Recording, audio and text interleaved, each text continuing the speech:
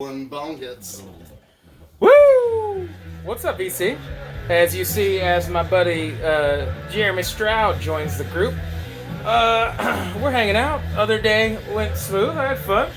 My boys are over and shooting the breeze. Enjoyed ourselves. I think so. I'm just speaking for myself. Yeah, nah, you good. No, I have a glass. Okay, rock and roll. So we're having a good time. All right. So we're into win it, and so last time you enjoyed Black Pussy, right? Oh, black pussy. Yeah. So Black pussy is great. you know, sometimes you just gotta stick around, man, see where it goes. And so we're going for that twofer. You know what I'm saying? So show this once upon a time, alternate version of Black Pussy on Blonde, green variant, clean vinyl, clear vinyl. All right, so that's just what's spinning in the background. And let me lower that a notch so we can talk. But so Dan, soon to change his name, Captain Indecisive. He's got no idea what's going on in his life. He's just bewildered. He's like, nobody's gonna be able to figure out an apostrophe. I'm Dan, not Dan. What's gonna happen? So, anyways, he's got a channel, 100 subscribers. We're talking about changes. You already know. You guys, you brought music with you, right? Yeah. And so this is kind of stumping me, which is same as it ever was. I don't know if they saw that yet, but so anyways, so weird angle here too. It's not my beautiful house. I got that gullet angle going on right now because I'm trying not to block my boy with my my girth, you know, my physical being. So You'll be okay. we're shooting the breeze last time after we shot a video about other contests. It's like, oh, how does the VC work? Blah blah blah. Small talk, a little nonchalant palaver. And so I was like, dude, bring over something that instilled a change in your life or whatever. So, concept behind Dan, before we get in this, before I ramble on too long.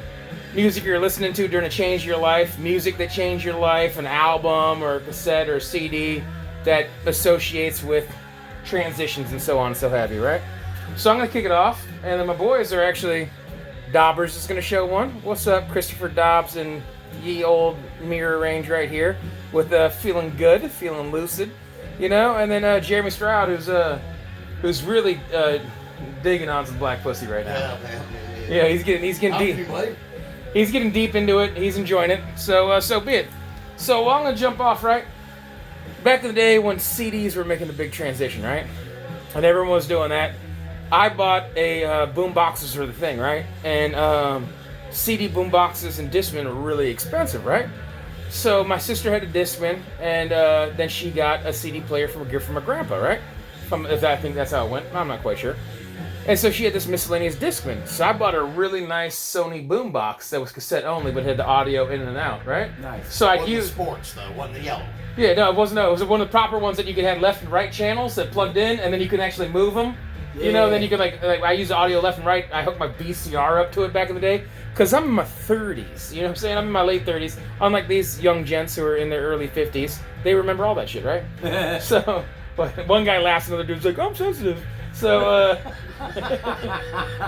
so anyways, I had my Sony Discman and I had cassettes, right? And so when a lot of people were buying CDs, cassettes were dirt cheap. And I listened to what Metal TV gave you and MTV when you had like Ricky Rackman and stuff like that. Yeah. But I remember when cassettes just ended up in dollar bins. Like Walmart now, you see like DVDs and Blu-rays and everything. I just remember like cassettes in droves. And one of the first cassettes I bought in the heavy metal genre, I used to have this on cassette. What broke my Judas Priest cherry, so to speak, was, I mean, does it need any introduction? I mean, it's Screaming for Vengeance. The Hellion Electric Eye, mandatory. They play back to back. One precurses the other.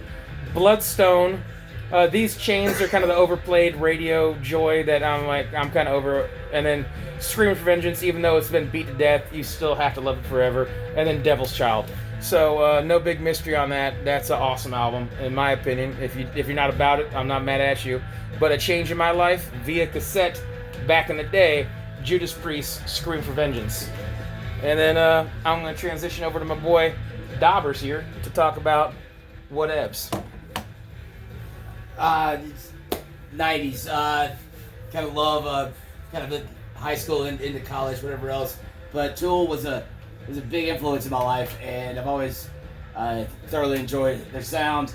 But it also turned me into comedy. And on Just a beautiful album. I could be your Vanna White. There you go. Perfect.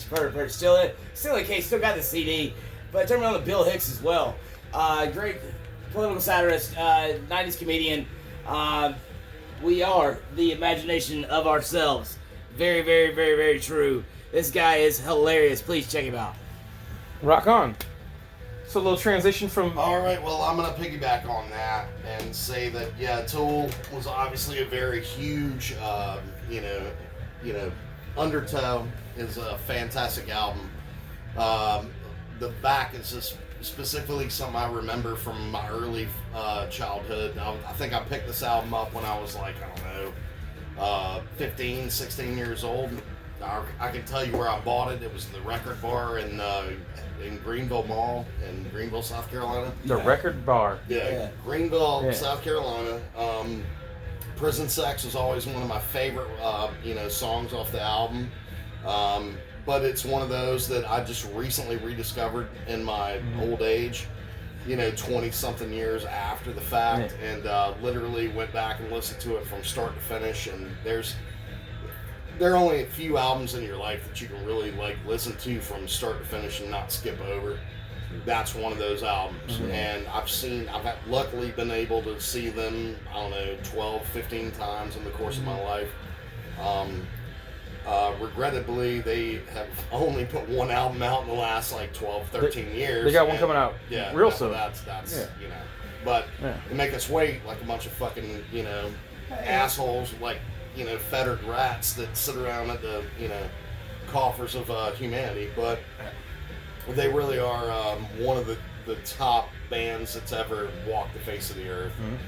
They really have changed the course of my life. I've seen them, like I said, a few times, but really and truly, you can see their imprint on a lot of popular music, and you can really understand how they've begun, where they are, in this day and time. So, Rock on. And I guess one thing I didn't do, there's no rhyme or reason. I knew that they both brought a CD over because I was just like, hey, man, right on. I told them a topic, and they're like, I got this, right? And I was like, oh, you want to show?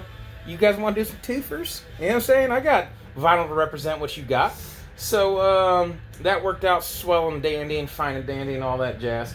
But I totally forgot. My man was showing Bill Hicks in comedy. I was going to segue into some comedy records. Didn't do it. Screwed up. Who cares? Also, didn't do... people are supposed to show their brouhahas and their drinks of choice and then yammer about it. I'm gonna red solo cup. Yeah, so regional to this area recently changed the logo for the worse, in my opinion. Anyways, here's Oatmeal Porter from, if it will actually come in, Highland Brewing. So from Asheville, North Carolina, just north of these here, bottom of these mountains. You cross the border, you're up in Loving Nashville. me some black pussy right now. It's hard not to. Totally. You're not in camera, by the way. No, I mean, I'm still loving me some black pussy. That's what's up, man. Yeah. So your shoulders in there. There it is. That's all. I feel like you tried to slide that in. No, I feel like you no just pun. need to hear it. No pun because, intended. Who Because doesn't love black pussy? my next show is, and I guess I'm supposed to shamelessly self-promote and tell everyone to watch my videos. And we were playing Black Pussy last time when I introduced you guys. So watch my old videos, blah, blah, blah, la, la, la, la, la. All right, whatever. Who cares? I'm never getting paid at this. I don't have any plans to. Willie Hutch is the music, but I remember distinctly as a kid, I've talked about this in the past that people may or may not remember. When I was a kid, you remember when there's Showtime and HBO was free, right? Yeah. For the weekend, when there's 25 to 35 channels on cable. Correct. And you had the remote that came with the TV that you had flip through. HBO. And then you previous channel, and channel surfing was a real thing, right? Mm-hmm. So back in the day, my dad used to go to Walmart or whatever, the Costco of that era, and he used to get the 6-hour VHSs. Yeah. And he'd check the paper TV guide for run times. Mm-hmm. All right? Then he'd record a movie, rewind it to the very start of the previews to give himself an extra 8-10 minute buffer window, right? And then he'd record another movie. So he'd have a 2.5 hour movie, a 92-minute action movie, and another one. So we had ones that were specifically kid-oriented, right? And then we had ones that were, a hodgepodge, where it'd be Indiana Jones, Commando, and Batman. All right? So one of these, That is a hodgepodge. he had one was the Merlin movie, back in the day. I'm with you guys too. You're in the house. You're just hanging out with some bros. So So I had whatever the Merlin movie was with the Sword and the Stone and everything. So at the very end of that, back in the day, there wasn't like HBO East and West and HBO Action. So there wasn't all that, right? So at like 10 o'clock, they just decided, who gives a shit, right? So as soon as this Merlin movie was over, it kept on recording. Dad didn't care. He recorded long because the movie's full. 3 movies. The cassette's done, right? So right after this Merlin movie, they show a couple previews for what's next in HBO or whatever, and then Foxy Brown came on, right? Ooh. And then so, that movie starts with some tig old biddies, right? Yeah. And so Foxy Brown, first naked lady I ever saw in my life. Pam Grier. That's a change in life. Yes, sir. I don't care. And then, yes, sir. And then with you introduced the music, at that time I already lived in the PJs. I was, So, anyways. That's part of it. Yeah. So I lived in. We moved around a bunch. My dad was pursuing career. You guys knew Pops, So he's pursuing his engineering career and everything. So we moved around a bunch, and we lived out in the middle of the country, and we lived in the PJs, and we lived next to a working class neighborhood. We lived in an affluent neighborhood, and I've seen all those changes in life. But first naked lady I ever saw, and an introduction to music of a different genre, Foxy Brown. Nice. So to you, good sir. All right, dollars. Being a Southern guy, East Tennessee kid, still grew up in the upstate. But there used to be this festival, Freedom Weekend Loft, big balloon festival in town. And one of my first shows growing up as a kid, I saw the Allman Brothers. Allman Brothers live, man, and so influential. It's just Southern rock.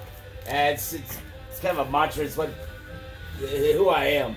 I can still sit back and enjoy any album, greatest hits to just whatever. But Whipping Post was probably one of my favorite tracks that I've ever thoroughly enjoyed because it speaks to the soul.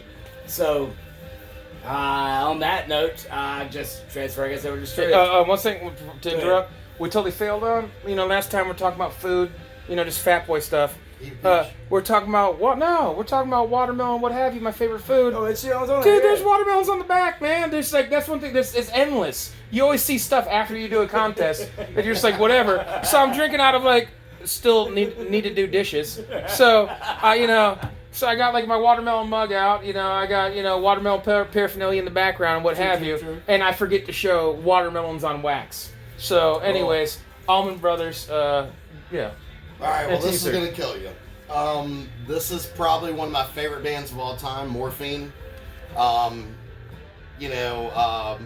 Another, talented soul that was lost too soon, Mark Sandman. He died on stage after a heart attack in Tokyo, Japan, quite a few years ago. But that album right there, Cure for Pain, the titular song says it all. Yes. One of the best songs that I've probably ever heard in my entire life.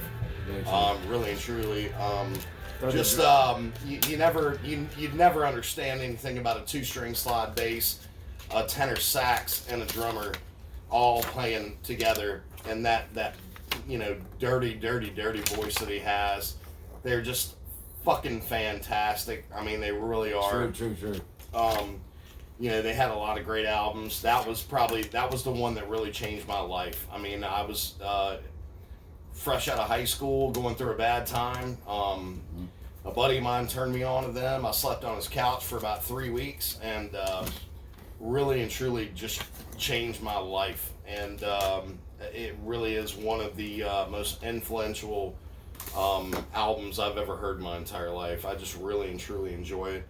It's still one of those I can put on, and it's not one of those that you can skip over. It's every song is great. And that's one thing. And when you have a song on your album called Miles Davis Funeral, then you're really doing a really good goddamn job. Mm-hmm. It really is one of those albums that you just can't, if you've ever heard it. I mean, it totally it holds its weight in the world, and you'll always understand why it holds its place in your own pantheon of what you listen to in your entire life. And then, speaking of changes, can you change the side of the record, please? Okay, yeah, I can. That was the smooth one, wasn't it? Yeah, that was the smoothest thing ever. All right, and then the thing that gets instilled a fascination. Oh. Sorry, that was in the middle of That's smooth. Yeah, but there's that assist lever on the right. That, I got it. Yeah. You're the man. Remix. Black Pussy remix. Ever. So, anyways, well, the thing that I guess instilled in fascination. My dad had a old turntable back in the day. It was like all crappy and beat up, and he had some beat up records and 8-tracks, right? So it was 8-track, turntable on the top, right? So I played some records. Record player died immediately, right? This thing was on its last leg, and we played 8-tracks as a kid, right? And the first record, along with Van Halen and a handful of small records, the very first record, I mean, this is cliched. I mean, is it that impressive? People are like, don't show dumb stuff. Bullshit, it's Boston. But it's Boston, right? Fucking bastard. So it's Boston. And by the way, I hate Boston Athletics, but I love the band, right? Fucking bastard. So I mean, More Than a Feeling, Peace of Mind, Floor Play Long Time, Rock and Roll Band Smoking, Hitch a Ride, Something About You, yes. Let Me Take You Home Tonight. What an amazing album. I mean, it certainly fits a certain genre and type, and maybe a time and place. And if you don't like it, you don't like it. But you gotta like Sib's afro.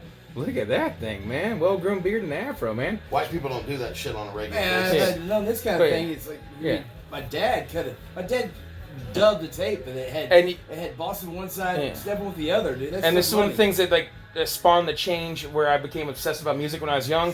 And if you could barely see right there, the pinholes from when I was a kid, and this was one of the things that was hanging on my wall via thumbtacks. Cool. So amongst posters and all sorts of stuff. But anyways, we made it in 15, 16 minutes here. We did all right. So completely and totally unbeknownst to them, vinyl comedians already know. I hit you with twofers, right? I hit you with twofers. If you can do one contest, do 2 contests, man. That's right. My boy Farley at Farley's Nerdcave, right? He has a contest where he's talking about your favorite yuck it up type funny comic book, right? All right. And so he's you remember Gru the Caveman? Yeah. All right. So I never really read a whole bunch of that. And by the way, if you put me in the drawing, Farley, dude, honestly, that's just gonna be trade fodder, and I kind of feel guilty. So if you want to send that, or if you put my name in the drawing and you send me something that's worth 1/10 the value, but you think my nerd will appreciate it, do that, dude. I don't want to rip someone off who's really like, dude, I like Gru. I don't want to do that. But so I was thinking about it, and one, I'm going to segue from changes because I'm that slick with it, right? In the 90s, do you remember the Fox cartoons, Saturday morning cartoons? Yeah. When that was a real thing. So X-Men, Batman the animated series, and the Peter Parker Spider-Man cartoons changed my life. It was one of the things that really got, and the Adam West Batman, of course, was in syndication on the Family Channel, right? So X-Men number 1, you know what I mean? I'm not going to open these up and handle them, but these are the big fold-out ones and if you got all of them, by the way, little alternate variants, you could open them up and they'd all connect, like a big giant poster, right? So you guys had no idea this is coming, man. I'm just blindsiding you, right? Okay. Yeah. And so X-Men number 1, 2 variants. Here's Omega Red first appearance, battling Wolverine. All right. And what most people don't realize is that there's actually a true first appearance is number 4. It's not credited. He's in like this kind of fold out things to come type thing, which for some reason counts as a first appearance for some characters, but not this one. Nerd shit. All right. But number 5. Number 5. And then, Wolverine, they were confused with him for a while. Magneto ripped the adamantium out of him, right? And Wolverine's just like, I'll survive that. What now? And so they got a little crazy and he kind of turned into like some werewolf creature thing. And it was kind of cool for a while, but kind of dumb. And also, people didn't know how to draw. People don't know how to draw bones. Because bones are smooth. They're not supposed to be jagged and flaky like dandruff hair. And then they at some point they're going to have to fit in proportion to the body. But this is also another thing. The reason I grabbed this one is because my man Shang-Chi is going to get his own movie. First Asian character going to be in the MCU. So I thought that was apropos. Oh. Yeah. So anyways, layers. And then if we're getting into, that's from changes, but I'm still talking for my boy Farley. Because you've done Marvel and DC comics. Yeah, I did Marvel and DC. I did a little bit of Image, like whatever. I read a little bit of Bone and was it Milk and Cheese and stuff like that. And I watched the MTV stuff like The Head and Mad Max. I actually have, Darker Image with the first appearance of Mad Max. I showed that in my contest because I'm a nerd. Right. So, but Spider-Man, all that. Yeah, I got the whole series on Blu-ray. Nerd. But so, no shit, nerd. Yeah, no shame, right? So I watched all these Marvel movies on opening night, right? I made a ill-advised video about Godzilla where people are like, dude, we'll listen to you talk about like psychedelic music and dick jokes, but we're not gonna watch you talk about Godzilla. no one's tuning in for that, right? Which is fine. Don't look so appalled, right? Anyways, Peter Parker was a loser, all right? And I don't mean that ugly, because, he overcame and became things. There's this big evolution of Peter Parker. But he had a lot of confidence behind the mask and with his abilities and whatever. So he was always really witty and sometimes snarky and, sarcastic and sardonic and, quick-witted, right? And so, Spider-Man, I'm just going to bang through these, right? So, Spider-Man, here's a 150. So there's a little bit of an older one. This was kind of cool at the time, but then went down a weird wormhole. You got Spider-Man fighting Scarlet Spider right there, the old Ben the Clone.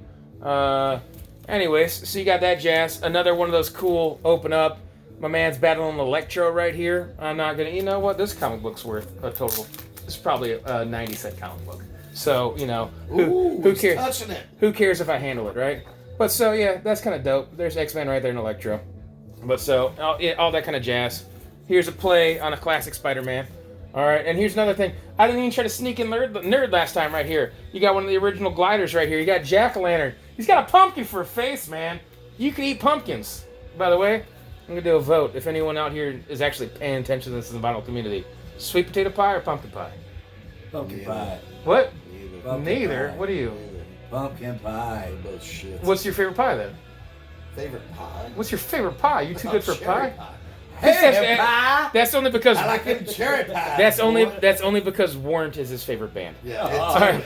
I like the young ones. I like the young ones. And then you got That was the worst thing I've ever seen. Silverback. It's a Silverback. Thank you for immediately owning it. What do you? So Spider-Man.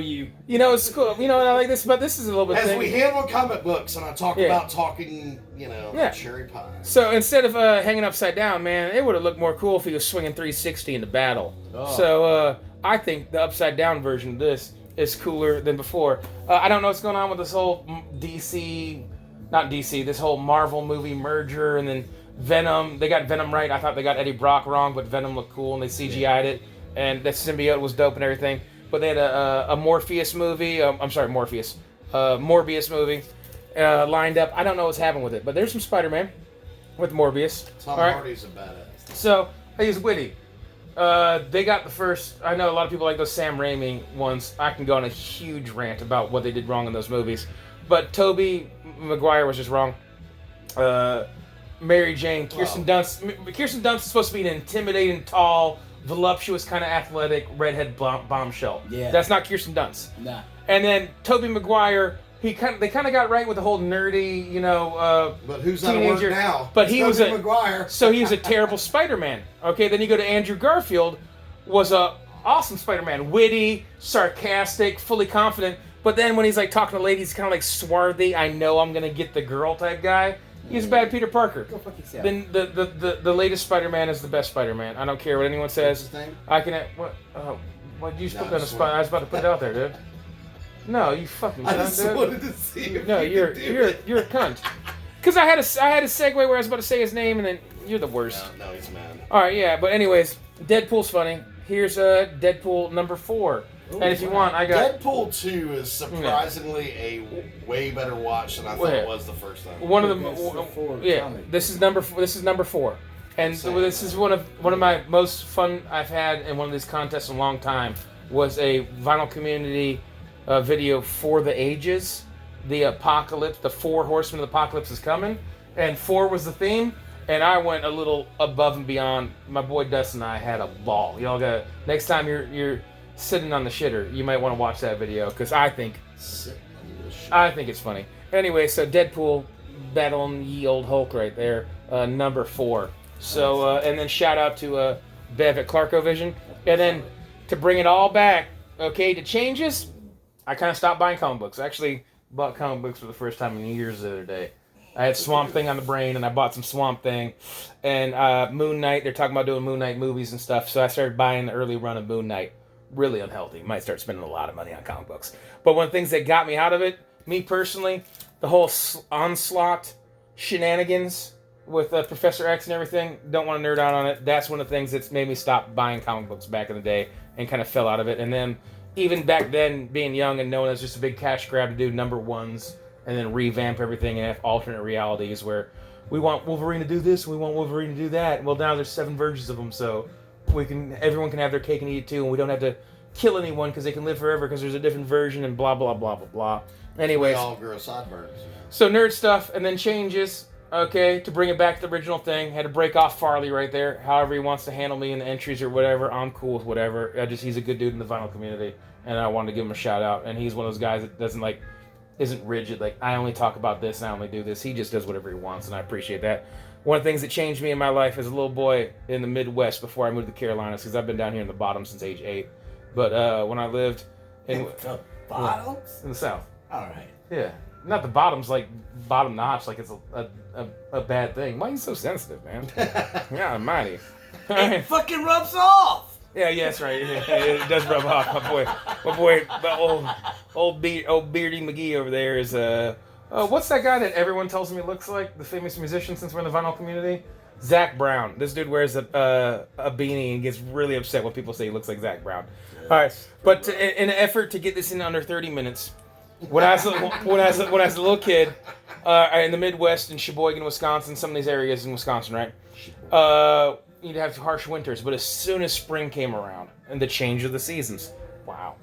Dude, here we go. Layers, right? Yeah. People took so much pride because if you didn't work for General Motors or Ford or a subdivision of Buick or whatever, if you in the Midwest, if you didn't work for them, you maybe worked for a smaller company that they cast the carburetors, or they made the brake drums, or they made the lines, and what now is all the Rust Belt. But when I was a kid living in Sheboygan, it wasn't this color. I just pulled a calendar off the wall. This is an AMC, American Motor Company, from Kenosha, Wisconsin. This is the AMX. And they used to have the big bads, which were this is silver, which is kind of cliche now. Everybody wants their car to be silver or black or gray or some sort of white in the middle. But back then they used to have the big bad, like these bold colors, like kind of like Mopar. There are greens and oranges and bright blues. And there's this guy who had a big bad green 390 with a 4-speed.